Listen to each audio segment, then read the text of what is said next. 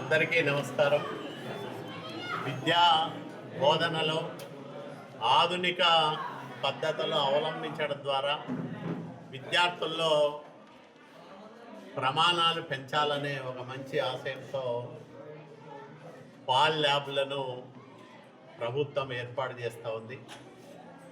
ఇప్పటికే కేజీబీవీ పాఠశాలల్లో, మోడల్ స్కూల్స్లో ఈ పాల్ ల్యాబ్లు అంటే పర్సనలైజ్డ్ అడాప్టివ్ లెర్నింగ్ ఈ విధానం వల్ల మామూలు తరగతి గదుల్లో పాఠ్యాంశాలు వినడం ద్వారా వచ్చే తెలివితేటల కన్నా 2.25% అధికంగా ఈ పాల్ ల్యాబ్ల్లో ద్వారా ఆర్జించే విద్య వల్ల పెరుగుతుంది అనేది ఒక శాస్త్రీయంగా రుజువైన విధానం. అందుకనే ఇది 2 రకాల విద్యార్థులకు ఉపయోగపడుతుంది. ఎవరైతే వెనుకబడి ఉంటారో వాళ్లకు ప్రత్యేక శ్రద్ధ తీసుకొని ఈ ల్యాబ్లో పాఠ్యాంశాలను బోధించడం వల్ల వాళ్ళ ప్రమాణాలు పెరిగేదానికి అవకాశం ఉంటుంది. అట్లాగే తెలివైన విద్యార్థులు కొన్ని అంశాల్లో వెనుకబడి ఉంటారు. అట్లాంటి వాళ్లకు ఎక్కడైతే వెనుకబాటుతనం ఉంటుందో విద్యలో అక్కడ ఫోకస్డ్గా ఆ అంశాలను పాల్ ల్యాబ్లో బోధించడం వల్ల వారికి ఆయా అంశాల పట్ల అవగాహన పెరిగి మంచి శ్రేణుల్లో ఉత్తీర్ణత సాధించేదానికి అవకాశం ఏర్పడుతుంది.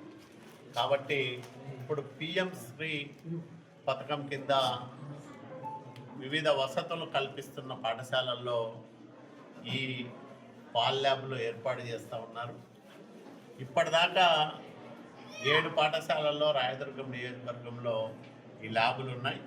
ఇప్పుడు కొత్తగా 3 ల్యాబులను మనం ప్రారంభం చేసుకుంటున్నాం. ఈ రోజు నుంచి అవి కూడా వాడుకలోకి వస్తాయి. వీటి వల్ల 2400 మంది పైగా విద్యార్థులు వాళ్ళ విద్యా ప్రమాణాలు పెంచుకోవడానికి ఈ పాల్ ల్యాబ్ సౌకర్యాలు ఉపయోగించుకోవడానికి అవకాశం ఏర్పడుతుంది.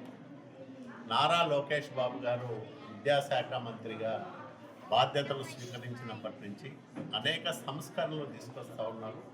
అంతర్జాతీయంగా విద్యా వ్యవస్థలో అమలవుతున్న విధానాలను అధ్యయనం చేస్తూనే ఉన్నత విద్యా ప్రమాణాలు సర్కారు బడుల్లో ఏ విధంగా అవలంబింపజేయాలా, వాటి ద్వారా పేద పిల్లల్లో దాగి ఉన్న ప్రతిభను వెలికి తీయడం ఒక వ్యక్తి అయితే, ఎక్కడైతే చురుకుదనం తక్కువగా ఉండి తక్కువ మార్కులు సాధిస్తారో అలాంటి విద్యార్థులకు మెరుగైన వసతులు కల్పించడం ద్వారా వాళ్ళ ప్రతిభకు మెరుగులు దిద్దేదానికి అవకాశం ఏర్పడుతుందని భావిస్తూ ఈ రకమైన కార్యక్రమాలు చేస్తూ ఉన్నాడు.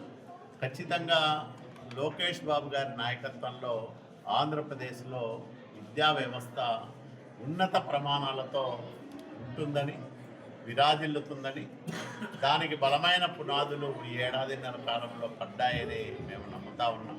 ఒక రాయదుర్గం నియోజకవర్గంలోనే చాలా పాఠశాలల్లో ఈరోజు ఉన్నతీకరించడం కానీ, పాఠశాలలకు అదనపు సౌకర్యాలు కల్పించడం కానీ చేశాం.